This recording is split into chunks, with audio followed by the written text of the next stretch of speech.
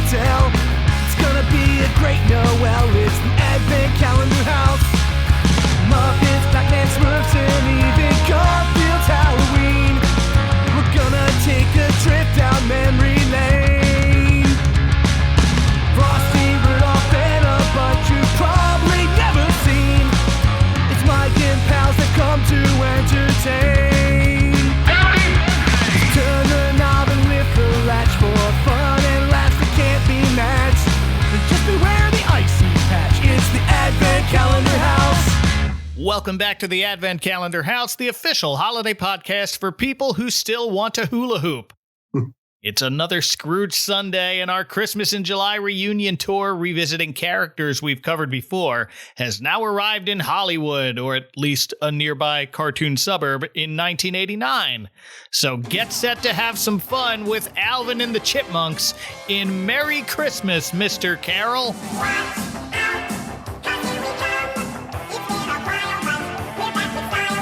I am gray-haired, millennia-old Christmas ghost, but somehow also your adoptive father, Mike Westfall. And joining me is the future's most festive astronaut. Please welcome back Tommy Coombs. Hey, Tom. Hey, how's it going, Mike? I just want to say that hopefully my child never gives me a pencil for my Christmas, but I will accept it anyway. Out of the kindness of your fatherly heart. Mm-hmm. And staring through a magical rip in space-time at himself, singing about himself, it's Sean Sotka from the Christmas Podcast. Hi, Sean. Hi, Mike. Thank you. All these presents are just for me. This present's for me. Everything's for me. And I gained about 40 pounds scarfing down the food. Look a little more than 40 in that clip, but we'll get to that. Let's not get ahead of ourselves. Thank you both for coming back for this one. Thanks for having me, Mike. Of course. Absolutely. This is an episode I remember watching as a kid and then forgot about. But before I go on about that, I want to know if you had both watched this before this year. And we will start with Tom. I wouldn't say I was a huge Alvin and the Chipmunks fan, but I was pretty big into Alvin and the Chipmunks. I remember watching this on whatever syndication, whichever syndicated station it came on. I think it was our WPHL. Might have been. It was either that or NBC 10. Yeah. Or was it 10? It might have been 3 at the time. Anyway. Yeah, that was... I remember when NBC they switched for no reason. Yeah, it was so weird. Anyway. But yeah, I definitely watched this as a kid. I watched the Chipmunks as a kid. I always preferred the 60s series after I discovered it, because I would remember Nickelodeon got the rights to that. Oh, yeah. And after discovering the 60s one, I kind of didn't like the new one as much because I didn't like their designs and I didn't like the Chipettes. And Dave looked like the illegitimate brother of Prince Eric from the Little Mermaid. He does. I actually have a story. Oh. For Christmas 92 or 93, in my stocking, one of the presents was on cassette tape, the Chipmunks Christmas album, which had everything from The Christmas Song to White Christmas. And White Christmas was like a Dave Seville singing one. And it was so sad. But I remember we used to play the crap out of that during the Christmas trips in our car. My dad hated it so much. But yeah, I fondly remember Alvin and the Chipmunks, but I do not remember this episode, which I assume I watched it. But this is one of those few 80s shows that has not earned a revisit for me because I didn't. And watching it today, I stand by that choice. Okay. Well, Sean, do you remember watching this episode before? It's like you said, Mike. It's something that I think I remembered it because I actually have it on DVD with Chipmunk Christmas and Dave's Wonderful Life. And when I saw this on that DVD, it kind of rung a bell that I had seen it before, but I cannot place where it went because by that time I was almost nearing an adult. So not that I really want to remember that when you're in the 80s, almost an adult, they're going to kind of rib you for watching cartoons. So. Yeah. yeah. They would. But when I watched this on the DVD, I remembered it and it didn't really stick to because it's not really my absolute favorite chipmunk, but I mean, I didn't mind it. So Yeah, it holds up as well as it's going to hold up for an 80s Chipmunks cartoon. But before I watched this episode for the podcast, I wasn't sure if I had seen it before. But once it got going, I remembered it. I guess I forgot about it until a couple of years ago after I covered a Chipmunk Christmas with you, Sean. Yep. There's a link to that episode in the show notes if you want to listen to that first. But very briefly, A Chipmunk Christmas was the Chipmunks' first TV special in years. And that led to this cartoon series becoming a thing. And it lasted through the rest of the 80s into 1990. So Merry Christmas, Mr. Carroll first aired Saturday morning, December 16th, 1989 on NBC. So if I wasn't with my girlfriend at the time, I could have possibly seen it when it aired. Okay. Ooh. I couldn't find this streaming on any of the usual platforms. Mm-mm. Not on Peacock. At least not this season. I don't know. It might have had a season or two, or it might have been the old Alvin show from the 60s, but this was really late into the run of the 80s Alvin and the Chipmunk show, because I did eventually find it on the Internet Archive, and as of this recording, it's still there. It's listed as Season 7, Episode 13, and that happens to make it the season finale, even though cartoons didn't really do season finales back then. Yeah. But notably, this is the last episode of the show before its final season was rebranded The Chipmunks Go to the Movies. Oh. And each episode was a movie parody. I remember we rented the Batmonk VHS one time. Yeah, I think that was an episode. They did a Back to the Future one. There was a Honey, I Shrunk the Kids one, which was a new movie then, and they cranked that out quickly. Oh, yeah. Yeah, I remember those. I never watched them because by that time I kind of agree with Tom. The animations and all that stuff were just not what they used to be. And like I said, my penultimate would be the Chipmunk Christmas, the first Christmas episode that they had aired. And then the older ones obviously are just classics. So yeah, I never really got into all those other spoofs that they did, even though I am well aware of them. Well, that show's still going. They have it's a CGI animated one that started sometime in the mid 2010s, and it is still cranking out new episodes on Nickelodeon. Yeah. So they're still making bank on the Chipmunks. But let's get started with this Scrooge Sunday. Alvin is our Scrooge figure here, and boy, is this going to be an over-the-top Scrooge figure. Why you put it so nicely? Let's not get ahead of ourselves. We open on a very tall Christmas tree surrounded by palm trees. Chipmunks don't live in New York anymore like they did in the Chipmunk Christmas. They're in Hollywood now. But even young pop stars have to go to school, and we see Alvin, Simon, and Theodore leaving theirs on the last day before their holiday break. But unfortunately for Alvin, he's got homework to do.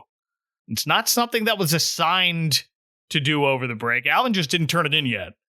Yeah, my ad is they're like, Alvin, you have until Christmas Eve to turn this in.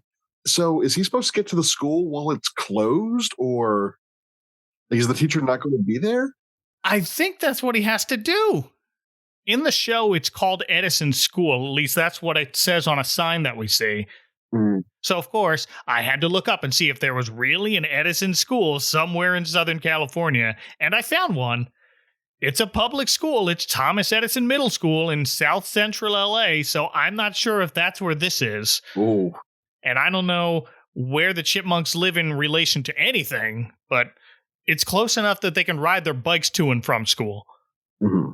So they're definitely not in New York anymore because there is no snow. No snow. We see palm trees as it opens. It could be Haddonfield, Illinois. Haddonfield, Illinois. Tommy and I grew up near Haddonfield, New Jersey. Which is where Haddonfield from Halloween got its name from. Right. I like to tell people I went to high school in the real Haddonfield. So he has until Christmas Eve to write this essay on the true meaning of Christmas. So yeah, he says it's due on Christmas Eve, but I mean, that's a trope in a lot of these, but not very realistic because I don't even think teachers want to be there on Christmas Eve. Yeah, no, this is before email, kids. They couldn't just hand it in over the computer. You had to physically write a paper and turn it in. But, good for the teacher for standing up, not giving in to a pop star being like, I'll give you a little break. No, she needs it now or tomorrow. You need it by Christmas Eve. Yeah, well, in here, Simon tells us, she gave us the assignment 3 weeks ago, Alvin. 3 weeks isn't enough time to write an entire page. I mean, and I feel like that sometimes writing notes for the show, but...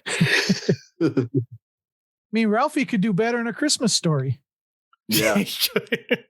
So Alvin admits the day before he has to hand in this assignment is especially not enough time when he's preoccupied with trying to figure out everything he wants for Christmas. Which, wait, Alvin, Christmas is 2 days away and you don't have a big, long list ready to go? Yeah. Seeing how Alvin acts in this episode, I'm surprised that he didn't have it ready yet. The report is one thing. The list is totally not out of character for Alvin. Yeah. I'm surprised he didn't have like 5 copies already made, or 5, or I should actually say 5 tombs already made of his Christmas list. Right. Those lists go out on Thanksgiving, Alvin. What have you been doing? Well, we'll get into it, but at one point he says he'll have it done in May. But apparently not. We haven't come to that part yet. So. Not yet, no. So they're biking home. And as they do so, we cut to the home of the titular Mr. Carroll. I've been thinking maybe I'd call them Buster and Bob. You're right, Ebenezer. Giving them names would be mighty silly. Guess I was just trying to make it seem a little less lonely around here. So, we've already talked about the voices of the Chipmunks in the past. You have Ross Bagdasarian Jr.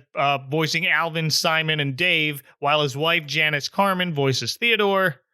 Mr. Carroll is voiced by Tom Watkins, who was an associate producer for the show, so he just provided additional voices as needed for most of its run. And that makes up the biggest portion of his filmography on IMDb. Only 2 other credits, non-Chipmunks related on there. He was several characters in a 1985 animated movie called Star Chaser, The Legend of Orin.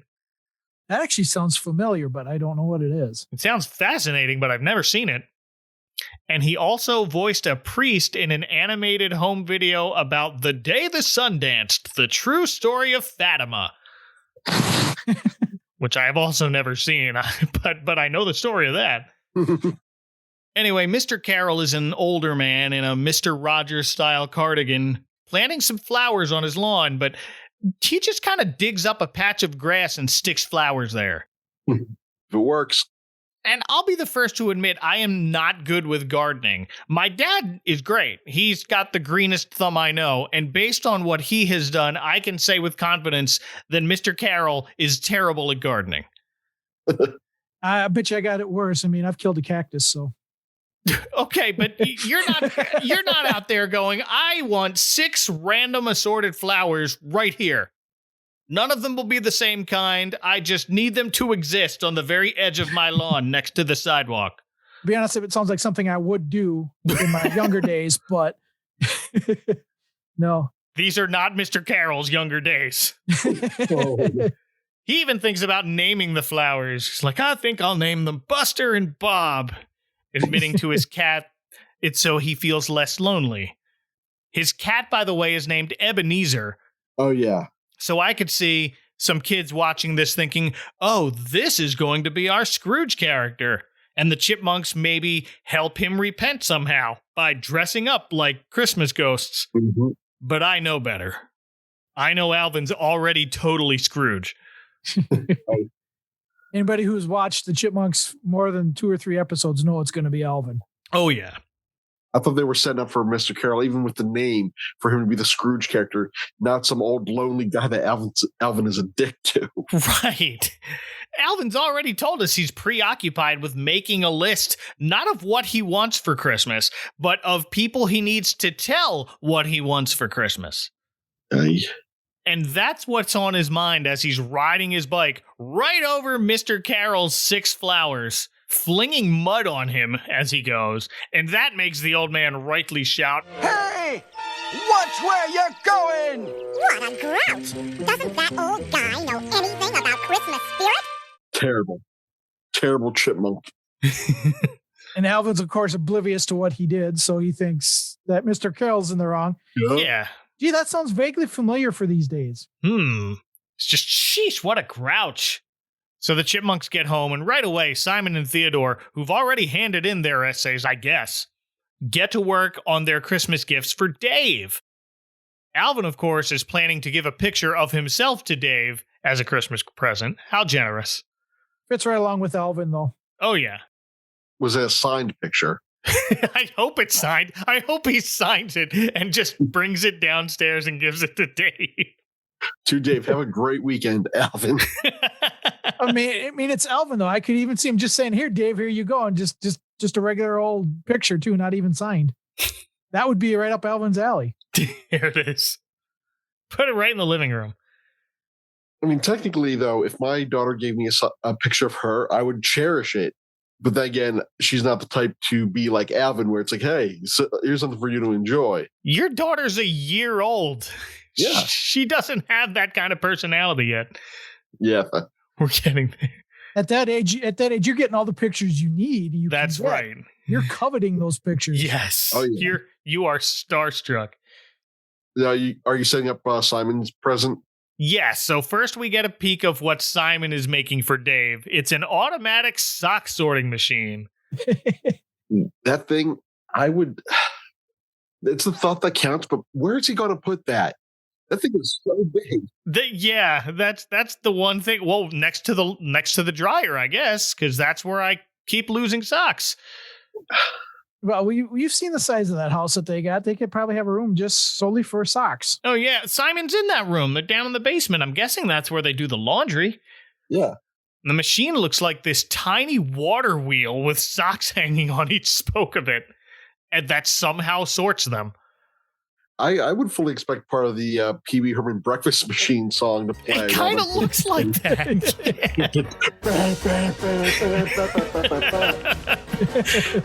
Just socks flying everywhere. And then neatly folded. But Dave calls for Simon, who quickly shuts the basement door so Dave doesn't accidentally see what Simon's making. But instead of saying, hey, I'm working on your Christmas gift, and it's a surprise, he shoves Dave out the door and locks it. Simon, what are you doing in there? Nothing. Because that doesn't seem suspicious at all. No. You got a genius at work working in a basement where you probably have chemicals and all that stuff. I mean, that doesn't seem suspicious at all. No. There's a lot more profanity coming from the basement than usual. Oh, dear. Well, and Dave's not allowed in the kitchen either, and because that's where Theodore is decorating gingerbread cookies. And I think they're supposed to look like Dave because Theodore has decorated them each with pants and a white shirt with little buttons. Something Dave does not wear. He usually wears a sweater in this cartoon. But retro Dave from the 60s cartoon wore a white shirt. He did have a white shirt. Yeah. And also, Dave apparently, when he was done in the basement, he went outside because he tries to come in through the back door. Yeah, he got lost. It's a big house.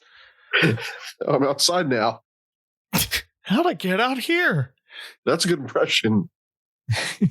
and then in the kitchen, you've got the more absent-minded of the Chipmunks in there with fire and gas and whatever it is that doesn't seem suspicious either. Theodore's at home in the kitchen, though. He's a good cook. So that's the one place where he knows what he's doing.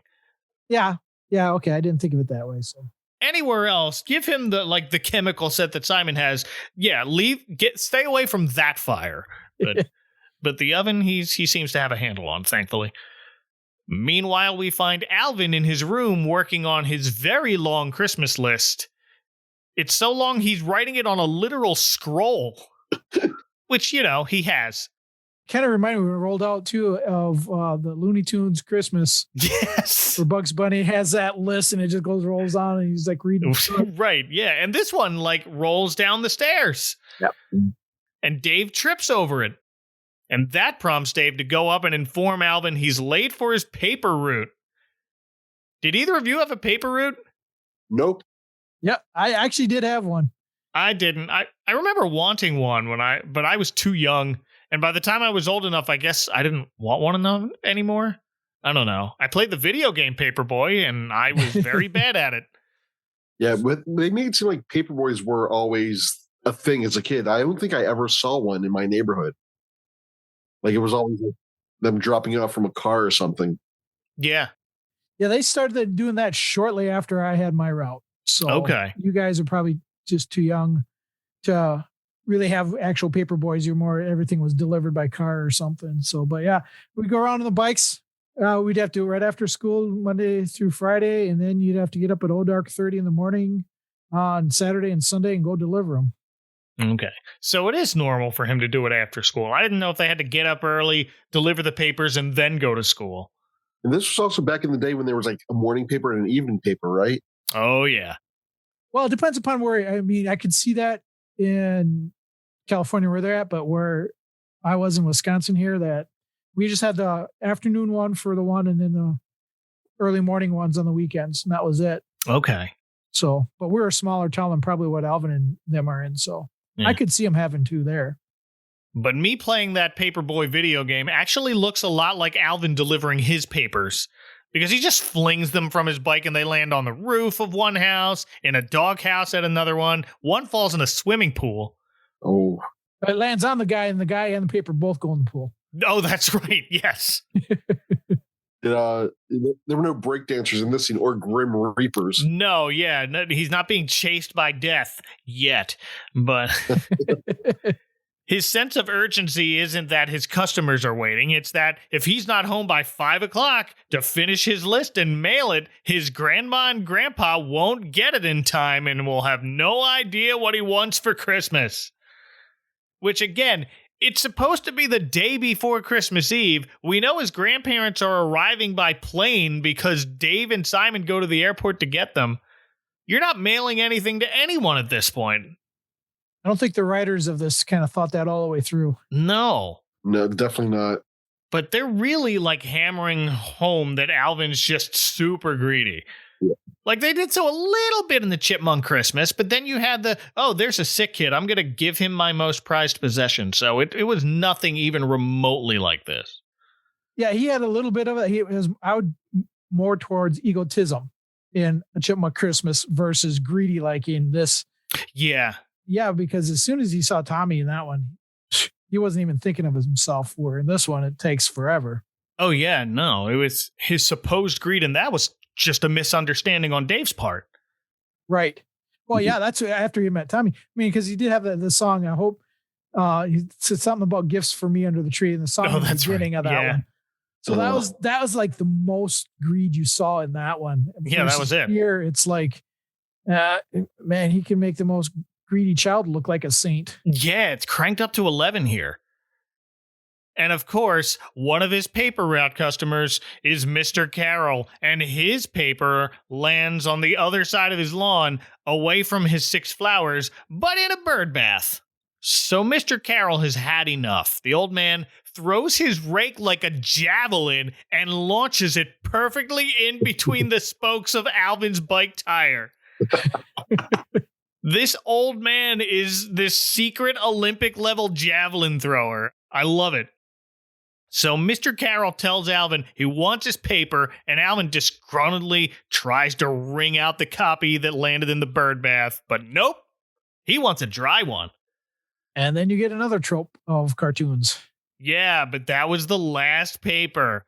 Whoa. So Mr. Carroll gives Alvin till sundown, and if he doesn't have his paper by then, he's going straight to your father. Dave can't fire him. But it's already late in the afternoon, and all the papers everywhere are sold out. So Alvin has to ride through the city and thankfully finds one someone else threw away. So he rides back, quietly drops it off at Mr. Carroll's front doorstep, and just goes home. Only for the clock in the foyer to strike 5, meaning he's too late to mail his precious Christmas list to Grandma and Grandpa Seville, whom he calls 2 of his major suppliers of Christmas presents. Now, I feel that, because he was like, they're my 2 major suppliers. of Christmas presents. Something tells you that the network was like, put the of Christmas presents in there. Yeah, I'm like, I'm sorry. Was that a drugs joke in the cartoon for children? And a year or two later, they would be in Cartoon All-Stars to the Rescue. Yeah. That was their community service. Yeah.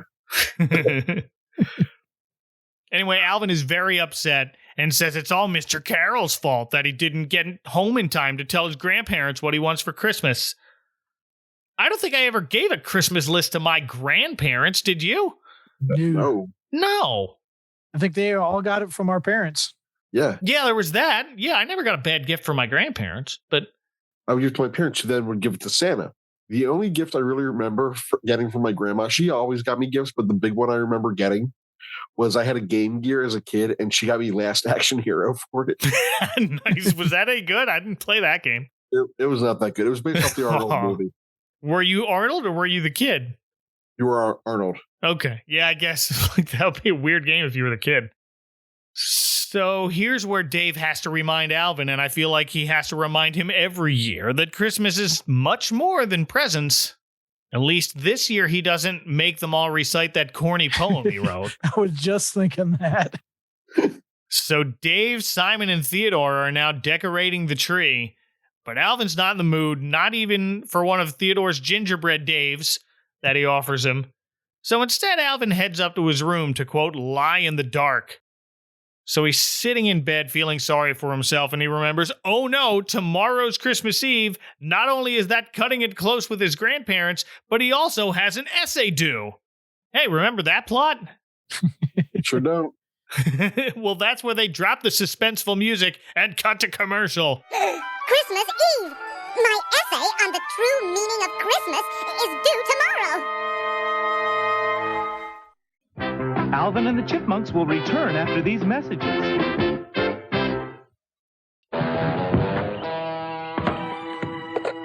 Dude, the Chipmunks are coming to Target. The Chipmunks are coming to Target. The Chipmunks are coming to Target. The Chipmunks are coming to Target. Chipmunks are coming to Target. Yay! Simon, the Chipmunks are coming to Target. Alvin, we are the Chipmunks. Oh.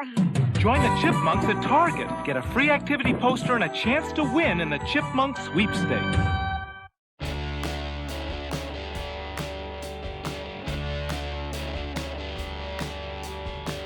Hi, I'm Justin. And I'm Amy. And we're the hosts of the Cool Kids Club podcast, a new show dedicated to everything we love and remember from our shared childhoods. Every episode, we will take you on a nostalgia-fueled journey back to the glory days of the 80s, 90s, and beyond. Whether it's toys, pop culture, junk food, or fashion, no topic is too cool for the Cool Kids Club. So check out the Cool Kids Club podcast with America's favorite siblings, Justin and Amy, coming very soon wherever you get your podcasts. And don't forget to follow us on Instagram and Twitter at Cool Kids Club Pod. We now return to Alvin and the Chipmunks. And when we return after those messages to Alvin actually attempting to start his essay, it's now 9 o'clock according to the digital clock on his desk, and he's got pencil and paper out. Can I say something here about the scene? Yeah. The music, when it comes back, I forget if that was real transition music from Alvin and the Chipmunks or usual transition music, but it sounded like it could be from like a Christmas movie. The true meaning of Christmas is... My mind's a blank. Yeah, it could. That's the one thing that stuck with me. It sounded like real Christmas like music, where like, not like Christmassy, but like, you know, transition music from like something like The Grinch or Rudolph, something like that. Yeah.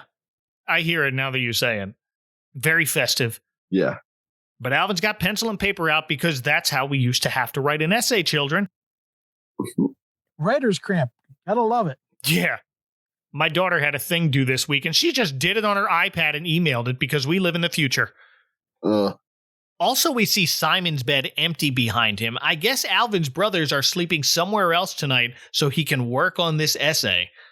Yeah, Alvin probably kicked them out. Or they're still working on Dave's gift. Maybe that could be it, too. At least Simon is. Theodore should be done by now. Unless he ate half of what he made and, I need to make some more for Dave. Oh, no. Better make some more. That would classic Theodore. Yep. But why can't Alvin go write this in the dining room or something? They've got a big enough house. Yeah.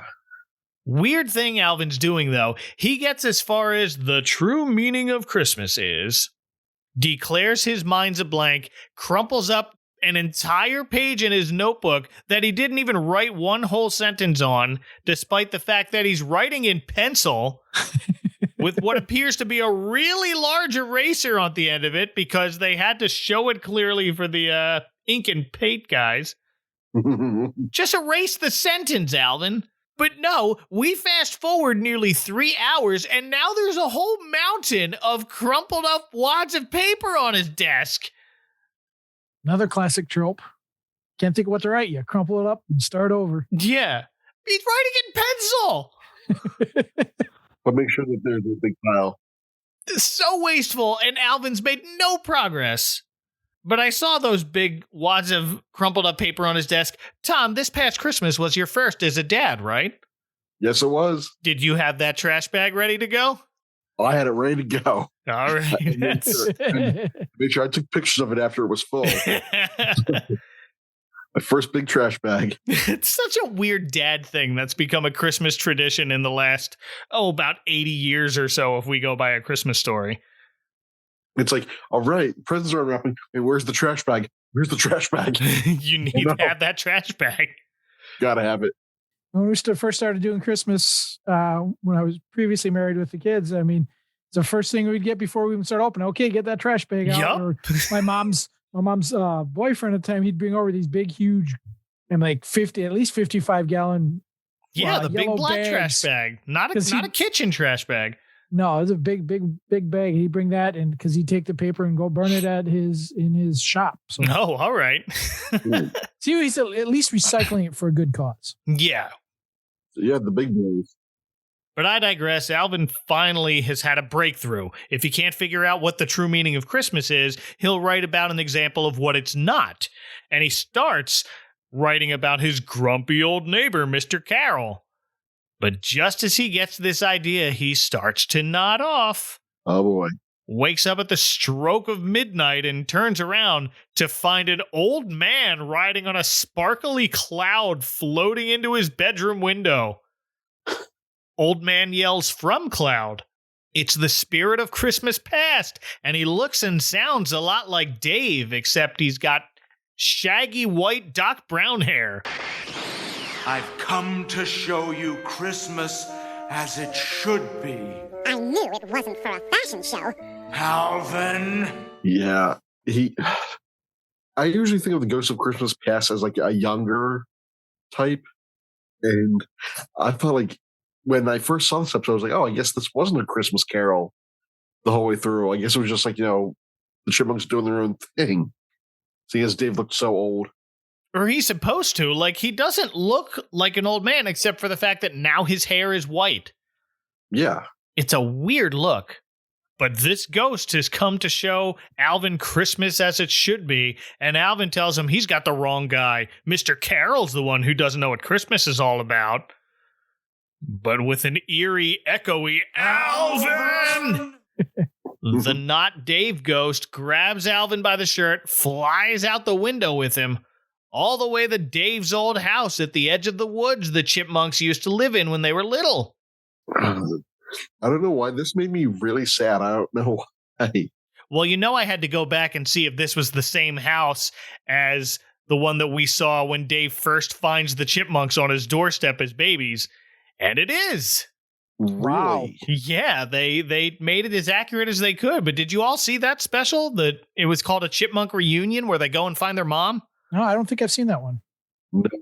That was from a few years before in 1985. It was a legit TV special, and they couldn't figure out like which exact date their birthday was, and that ended with a "let's go search for our mother," and they find her and they reunite with her, and she explains the story of why she gave them up. And the short of it is it was a long winter in the woods and she couldn't feed them.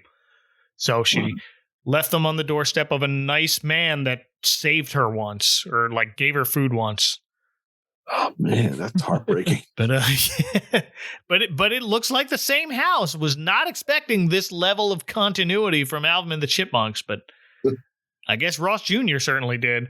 So, well, to me though, Dave and the Chipmunks don't look any younger than what they do in the normal part of this. At least to me, they didn't look. No, they just look shorter. Yeah, that's what I got. Like they sound the same, but they just look small. Yeah, no, it's not like a Muppet Baby situation. They just look a little bit shorter. As we peer into the window at Alvin's younger self with Simon and Theodore playing with toys on Christmas morning. And Alvin addresses the ghost of Christmas past as Dave. Yeah. And he says they were so poor, the Chipmunks couldn't afford to get Dave any really great presents. And the spirit answers as Dave. I remember that Christmas. We were so poor, we couldn't afford to get you really great presents. Alvin, that's not true. They were wonderful presents. Yeah. It's like, Dave, you're breaking continuity here, if that really is you, Dave. Right. It was a little confusing. Usually when TV shows do a Christmas Carol and the ghosts of Christmas appear as other characters from that show, they insist, no, Alex P. Keaton, I'm not your sister Jennifer. I'm the ghost of Christmas past. But this version is acknowledging that he is also Dave. Yeah. This is his side hustle. Tell me you're Dave without telling me you're Dave. Yes. Because he says this was the night he wrote the Christmas song. He means the Chipmunk song, but he says the Christmas song. Real tangent for you guys. Do you guys call it the Christmas song or the Chipmunk song? It's the Chipmunk song. I call it the Chipmunk song. The Christmas song is chestnuts roasting on an open fire. Yeah. The Christmas song is Mel Torme's song. Yep. I call that one chestnuts roasting on an open fire, but I call the Chipmunks one the Chipmunks Christmas song. I mean, we all know what we're talking about. But Yeah. It is just the Chipmunk song. From what you said, Tom, yeah, I know exactly which. Either way, I know which song you were talking about. Yeah. And sure enough, we see the Dave of the past is very thankful for the Chipmunks' gifts of a pencil and eraser and a piece of staff paper for writing sheet music. And immediately he brings the staff paper to the piano and writes the Chipmunk song. No. There! That's it! I don't know about you, but I don't think I could come up with something that quick. I sure couldn't. But that's why he's the talent. During the song, we get a montage of them having a really nice Christmas day together, including making so much Jiffy Pop it basically snows popcorn in their kitchen. Kind of like Goofy would do. Yes. Him like shaking his behind. Yeah. Like you have the stack of popcorn. Also, they would have to sit on this song for a whole year because they're not going to want it like after Christmas. No, they probably, I mean, usually they start recording Christmas albums in the summer. Yeah. So, and then Dave reads them a story that's apparently so awesome, Theodore, in a fit of joy, tosses his bowl of popcorn in the air, and the popcorn forms a perfect chain around their tree. Yeah, it does. I think the ghost took some liberties here. Yeah. Also, it's a dream, so. Yeah, well. So Dave the Ghost Dad explains to Alvin his presents were better than some expensive thing because they came from the heart. And then he says it's time to go, but Alvin wants to stay because his younger self is having so much fun. But no, it's time for the spirit of Christmas present. And Alvin immediately goes, ooh, present like gift? Well, at the end of that one day, you could see him turning. Yeah. To not be so greedy. Also, when he says present, boom, he's right back to the same greed. Yeah, he's back. Right, we were making such progress, and then nope. We fade back to Alvin's room, where he still appears to be asleep and humming the Chipmunk song next to his giant mountain of paper. When from underneath a pile of books next to Alvin's bed for some reason, he needed an entire encyclopedia set to write this one paper. Was it next to his bed or was it on his bed? I thought it was. Oh, you're right. They were on his bed. Yeah. Yeah. He's got a pile of books on his bed to write this essay about what the meaning of Christmas is. Needs the whole encyclopedia to do that. And out from underneath of that pile emerges the spirit of Christmas present, and it's Theodore in a Santa suit. I'm the spirit of Christmas present. I don't deliver Christmas presents. He looked pretty good, I thought. He does, but here's what bugs me. We all know the ghost of Christmas present is supposed to look like Father Christmas, so I get the Santa suit.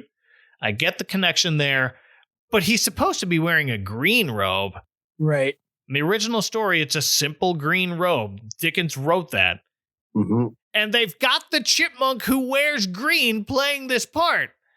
I forgot Theodore wore green. Yeah, that makes sense. They put him in a red Santa suit, so it just looks like shorter Alvin in a Santa suit. Yeah. Shorter, chubbier Alvin. Shorter, chubbier Alvin. Yeah, that's the only reason I know it was Theodore, is because he's a little wider and his voice is higher pitched because it's Janice Carmen doing the Theodore voice. But fine, we get Santa Theodore. And inside his big bag are not toys, but a vision of Christmas as it is today.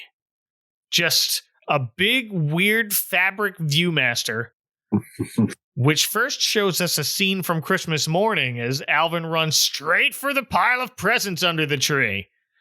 Of course he does. A surprised Dave asks Alvin, "Did you deliver your papers yet?" Because yes, they still print a newspaper on Christmas Day. Sometimes you have to work on Christmas. Sometimes. That's just it. I don't remember working on Christmas. I don't know if I had my paper out then or not, but I don't remember working on Christmas for the paper route. Though I do remember working on some holidays, like maybe Thanksgiving or something like that. Right, because that is traditionally when you get the big tips, right? Well, everybody's asleep, so you don't see anybody. Usually when I collected for the routes is when I got the tips. Okay. Yeah, that makes sense. But Alvin tells Dave that can wait until after he opens his presents. And at first I thought, come on, Dave, it's Christmas morning.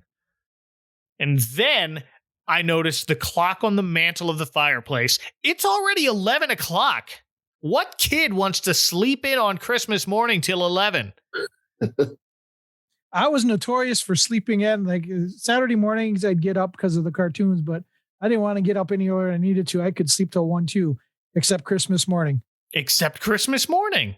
I was up at 3, 4, 5 o'clock. I religiously looking at the clock. When can I get up so my parents don't yell at me? With in my household, it was not before 6. Yeah, that's about right for me too. But I mean, I just remember sitting and looking at it. So one thing, the front yard or the front room of my parents' house, we used to have a little train set that my parents would put together, and Santa would deliver. Right. And like one year they did it extra big, and my cousins were over. My older cousins were over helping them, and my dad said he remembered like finishing it up, going to bed, laying down, and as soon as he shut his eyes, he could hear me and my brother get up because it took him so long to put it together. So that like we were up for the morning when as soon as he shut his eyes. My wife has managed to convince my kids to stay in their rooms until we come get you on Christmas morning. You're not allowed out of your rooms except to go to the bathroom on Christmas morning because we don't know what time Santa comes. Oh. It's not right at midnight on the dot. It's a big time zone. Oh, that's good thinking. Yeah, take notes. You should have Mike's wife talk to your wife and your kid to get in that mindset now, because then you won't have to worry about that, Tom. We don't know, and you don't want to wake up and see nothing and get all worried. Ooh. So Santa gets here when he gets here.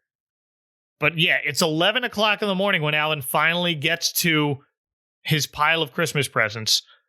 Also, just above the clock, did you notice the picture on the wall of Dave and the Chipmunks, and Dave's head is abnormally large? I didn't pick up on that. Oh, I think I missed that one. Oh, it's just weirdly drawn. The chipmunks on the show are depicted as being the same height as average human children. Only the movie series with Jason Lee shows them being the size of actual chipmunks. But this photo on the wall looks like he's holding them in the palms of his hand just off camera. It's just a weird perspective. I'm gonna put a picture in the show notes. Yeah, please do. Yeah. But Alvin's counting how many presents he got, and we see the clock change with the passes of time from 11 to 3. And he's still counting 4 hours later. But it's not a big pile of presents under the tree. It's a decent amount. And honestly, for a music producer who lives in a McMansion, I'd say it's a modest amount. So there's no way Alvin just spent 4 hours counting the same pile of like a dozen boxes. And at least not opening them. No, he's not opening them. He's just, this one's for me, and this one's for me, and this one's for me. Hasn't opened a single one. A green square that says with a T on it, that's gotta be for me. Yeah. So I think this part might be some unreliable storyteller antics from this Spirit of Christmas Present, because we zoom back out to his magic bag portal as Alvin watches himself. Deck the halls with boughs of holly, fa la la la la la la la la. And another one, and another one, all for me, me, me, me, me, me, me. And he's not even disturbed by it. His reaction is like, wow, look at all those presents I got. I had to double check to make sure this episode was released after Back to the Future Part 2, which taught us to never interact with yourself from another time, even if that time is the same day. And it was released afterward, but only by about 3 weeks. But I got a little nervous when Alvin tried to dive into the bag to join himself looking at his presents. Now, I don't think the Ghost of Christmas Present did as good of a job as Ghost of Christmas Past for getting Alvin to change his thoughts. No, not quite yet. This scene in the fake Santa Theodore of Christmas Presents magic bag portal now changes to Mr. Carroll's house, and this is where we start to see a little bit of change. Because Mr. Carroll is sitting at home with his cat Ebenezer and gives the cat a cute little Santa hat and a little toy mouse. And then he tells him, my present should be waiting for me in my front porch by now. And his Christmas present is the newspaper. I don't know what I'd do without that newspaper. It's like having a whole bunch of visitors every single day, telling me all about their troubles and their joys, the games they've won and the fights they've lost. So they hinted earlier when we first met Mr. Carroll that he was a lonely old man with just his cat. But now we start to see just how extremely lonely he must be if his only connection with the outside world is reading the newspaper. And yelling at Alvin. Yeah, that scene just hit me hard. Yeah. I don't want to make fun of this, but I will. I don't want to make fun of it either. It's just like, wow. Yeah. It's like they were saying it, like I thought they were setting it up. Even I told for him to be like the mean, crotchety old. Yeah. He yells at Alvin, so he must be bad. It was a nice twist, though. Yeah. But instead of getting angry like we've seen him react to Alvin earlier, Mr. Carroll gets a bit sad when Alvin's busy counting his one pile of presents over and over again for 4 hours, so he didn't deliver his papers. And Mr. Carroll reasons, well, it is Christmas. I expect Alvin's busy with more important things. Shows how much you know Alvin, Mr. Carroll. Well, it is important to Alvin. Yeah. It is very important to him. But to Alvin's credit, after seeing this scene, he feels awful upon learning, along with the paper, he's about the only visitor Mr. Carroll ever gets.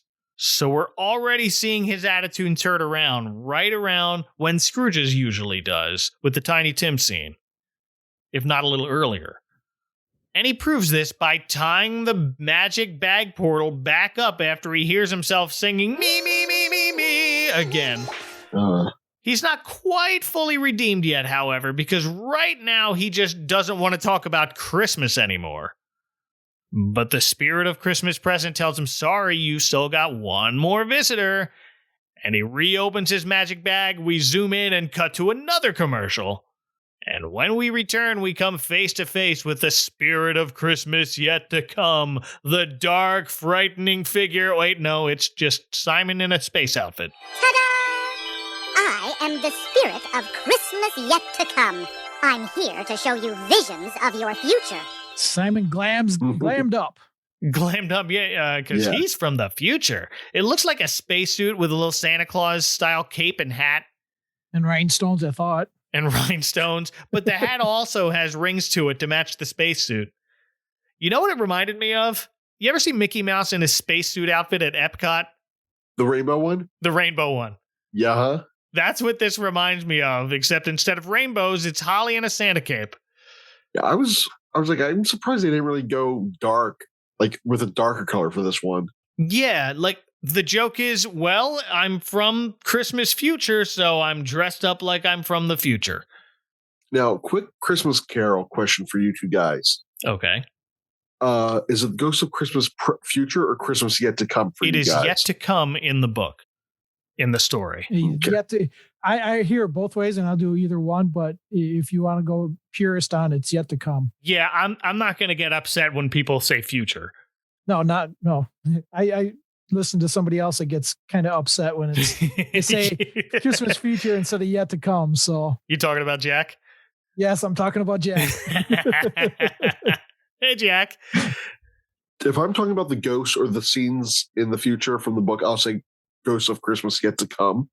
But if I'm rapid firing off the ghosts, I'll say Christmas past, present, and future. Well, even Scrooge does at the end. So, like in the original story. Yeah, it just rolls off the tongue easier to do future than. Right. Yeah. But even Simon introduces himself as the spirit of Christmas yet to come. He says spirit, fine, whatever. And when Simon did that, I immediately thought of Jack. Yep. Jack from the Total Christmas podcast. Shout out to Jack. So, Simon, the spirit of Christmas yet to come, gets ready to show Alvin visions of his future by pulling down a projector screen right out of thin air. I don't think we have that tech yet. When are we getting floating screens? Same day we're getting all the stuff from Back to the Future. That's right. So 8 years ago. Yeah.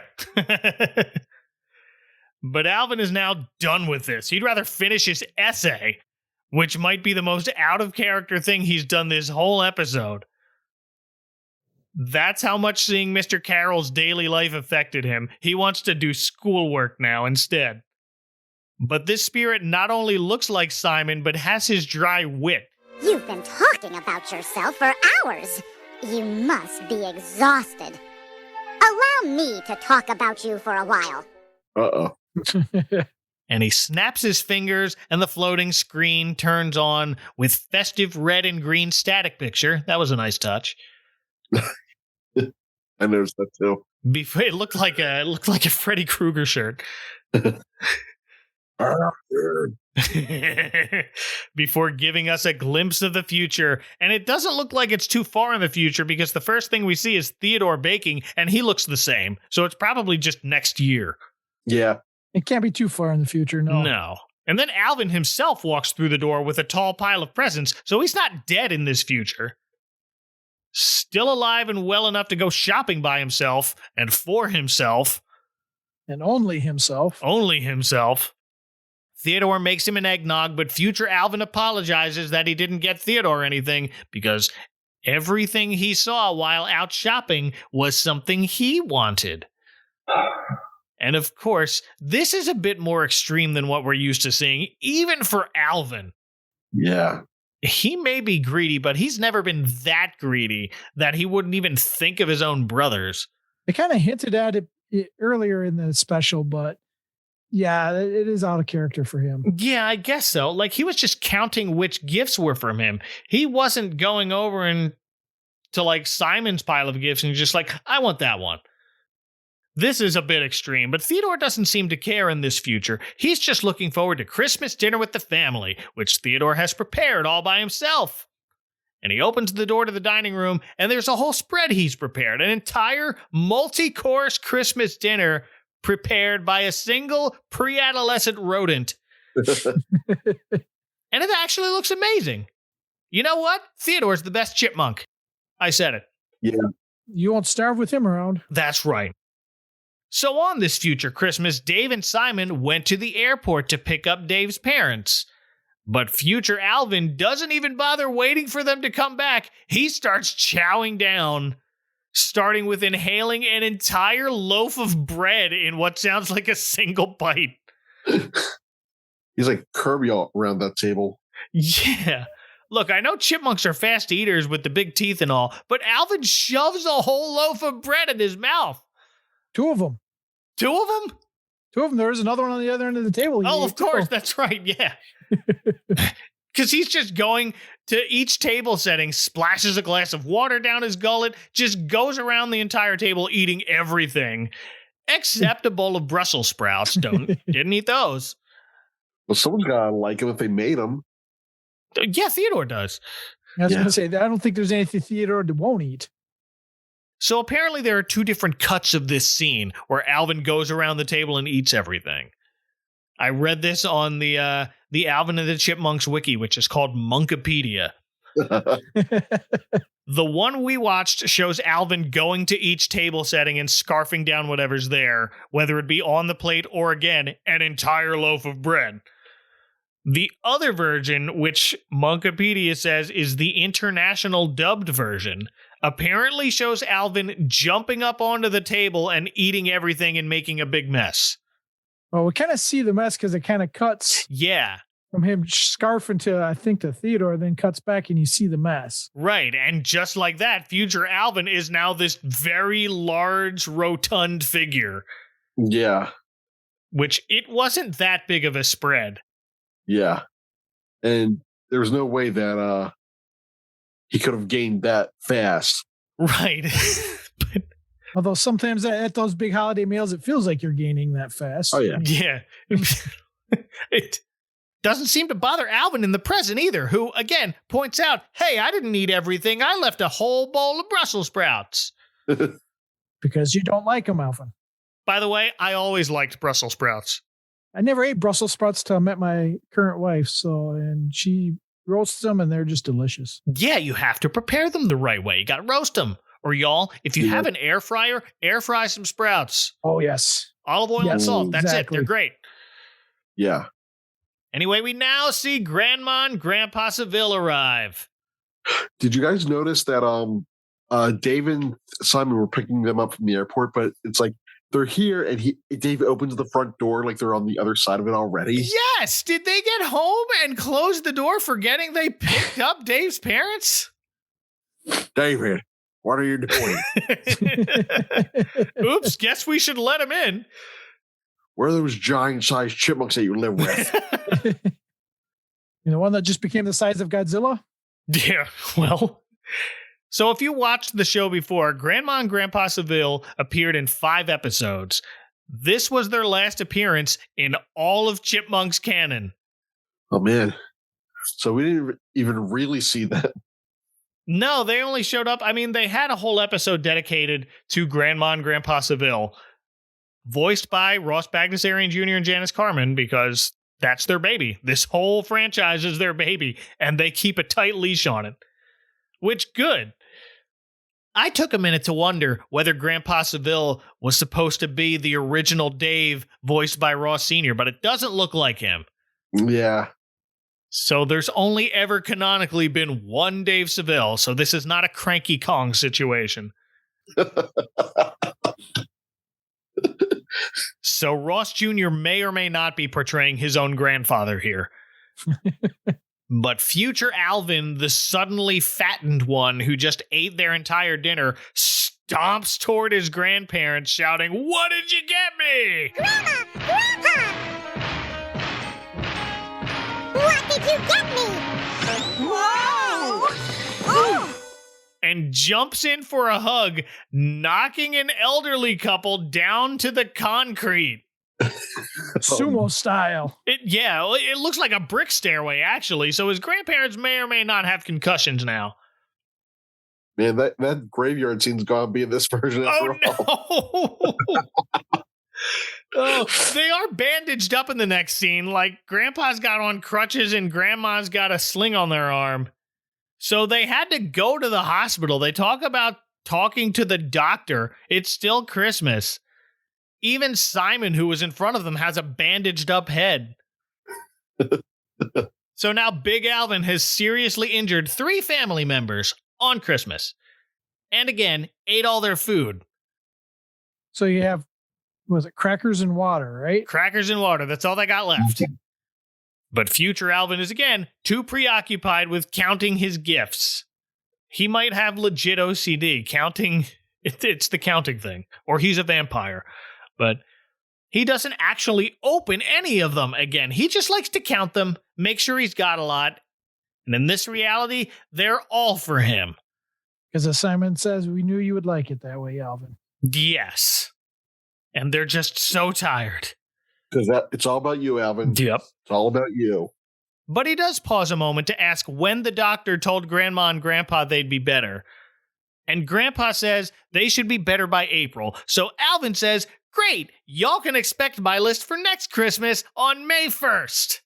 And then he Suma bounces them again. He's so excited about his grandparents shopping for him in May, he jumps for joy, but because he's obese now, having eaten for 6 whole people in one day, that's apparently enough to cause a mini earthquake, sending the grandparents flying off the couch, which causes a chain reaction that sends the entire house crumbling down on them.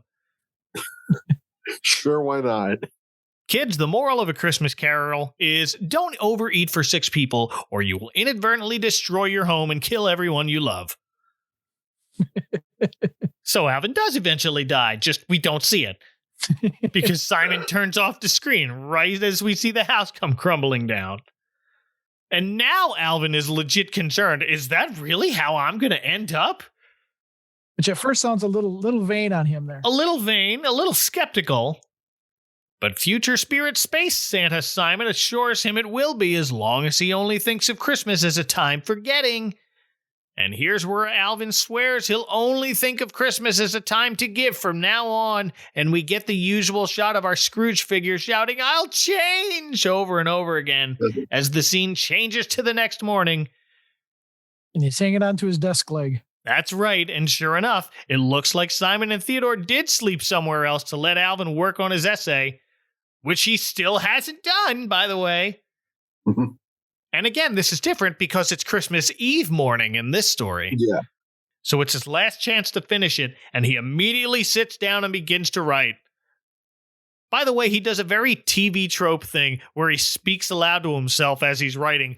The True Meaning of Christmas by Alvin Seville. Last night, I discovered the truth about Christmas. Have you ever done that? I've muttered to myself aloud while writing. Like, I gotta do this. Like when I'm writing lists and stuff like that. Okay. So he's just muttering sounds. He's not really muttering what he's writing. No. He's just basically complaining about having to write. Yeah, no. Alvin is like narrating his own writing. The trope is called sounding it out, but I don't think I've ever done that or seen someone do it. Yeah, I don't ever remember doing it either. It almost sounds like he's writing a Christmas story too. Yeah, it kind of does. My old man was the ghost of Christmas past. Well, sure he was, Alvin. But next we pan across the neighborhood, and it looks like it snowed in Southern California. It's a weird snow. We see it on rooftops and in big clumps on top of palm trees, but not on every tree. There's still a lot of green on the ground. Maybe the writers ran out of ink. That's it. Then it would be whiter. I don't know. But they acknowledge how weird it is in the show. Simon says he verified it with the weather service. This is apparently the first time it's ever snowed in their town. And not so fast, Simon. You want to know the last time it snowed in Southern California? When? Last week. This year, February 2023, LA County got a snowstorm. Well, what about 289 when this was released? Well, it is rare, but even when it happens, it's usually only a dusting. 1989, I don't think they got much snow. The record snowfall for Los Angeles proper is 2 whole inches in 1932. At least they're not in Lake Tahoe. Yeah. Yeah, that's true. 650 plus inches. Oofed. Yeah, get that lake snow. But for Simon to say it's never snowed there before, nah, dude. Yeah. Thought you were the smart one, Simon. Yeah. He's only as smart as the writers are. That's it.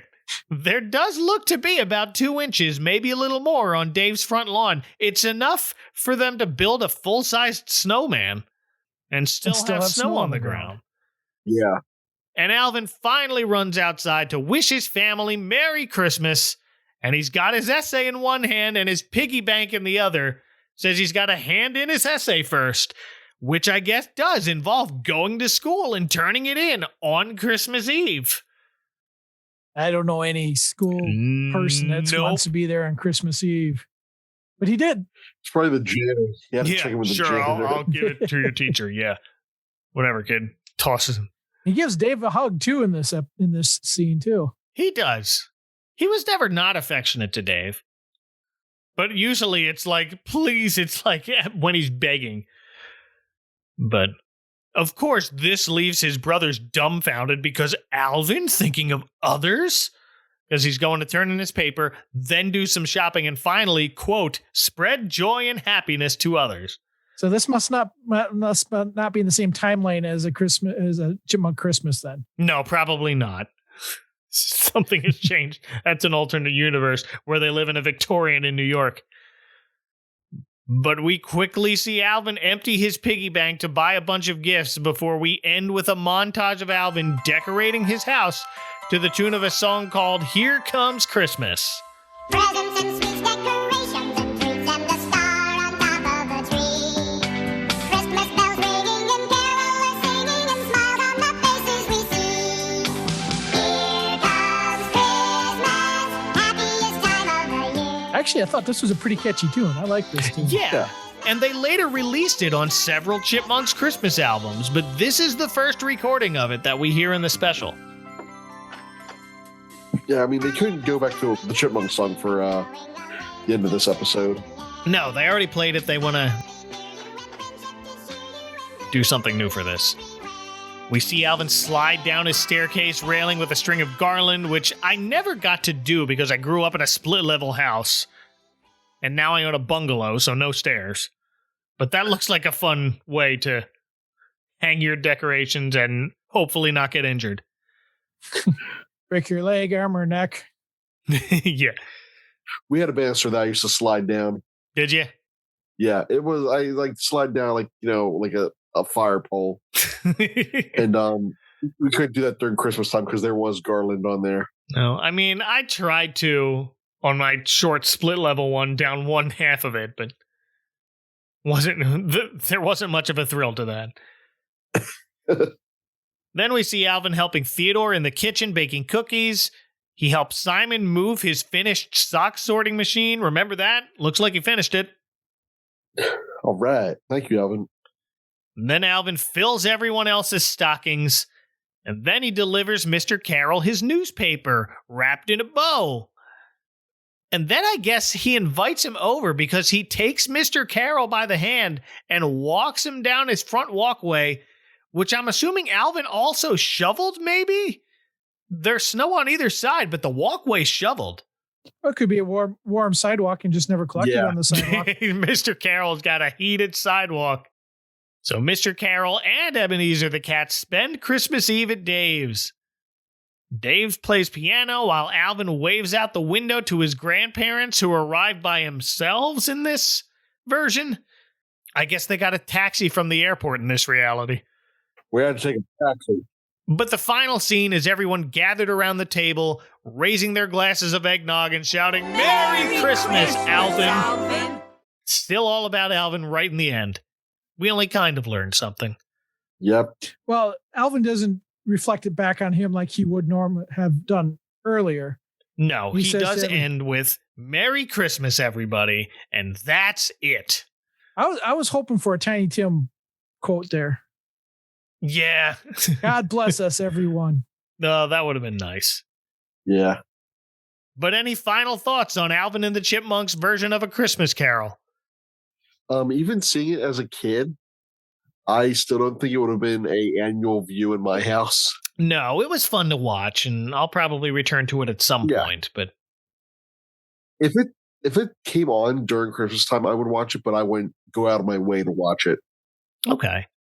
Yeah, like I said, I've got it on a DVD, and I throw DVDs in when I'm doing stuff during Christmas. So sometimes I'll just let it run and it's on. And yeah, it's not my must that I have to watch this every year, but if it's on, yeah, I'll enjoy it. It's enjoyable. It's not enjoyable. It's just not one of those that stick with you so much that you have to watch it every year, like a Chipmunk Christmas or Garfield Christmas or Charlie Brown Christmas. Yeah, certainly not the weirdest adaptation of A Christmas Carol I've watched, but it's definitely different. It was good to watch the old Chipmunks cartoon again. I watch their specials a lot, and the Chipmunk Adventure movie is a hit with my wife and me, but I haven't watched an episode of the show in a long time, so this was nice. Yeah, it was. But thank you both for being here when I gave you a call and bringing your all. Oh, you're welcome. Well, thanks for having us. It's always fun to discuss shows with you and your guests, Mike, and I appreciate everything you do. Thank you so much. Yeah, it's the best. I enjoy it also. Thanks, y'all. Well, if people want to run over your 6 random flowers you call a garden, where can they find you on the internet, Tom? I'm on Twitter at ThePopDaddy.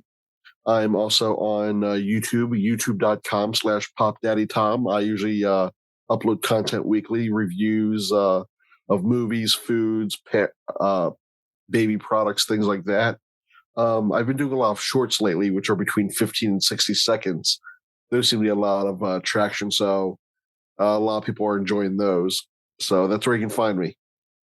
And Sean. You can find me at christmaspodcast.com. That's the main website they use for me. Twitter, it's Christmas Pods. Facebook and Instagram also at Christmas Pods there. So christmaspodcast.com has the links to everywhere. You can find me there. Yes, be sure to visit both of those links, as well as my own online whereabouts in the show notes of this episode and at Advent Calendar House. Thank you both again. And thank you for joining us for another Scrooge Sunday. And don't miss our next exciting Christmas episode in just a couple of days.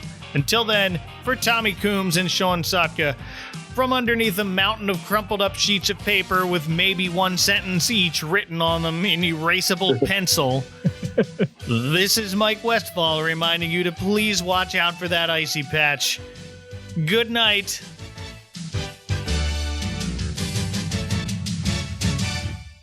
Next time on the Advent Calendar House.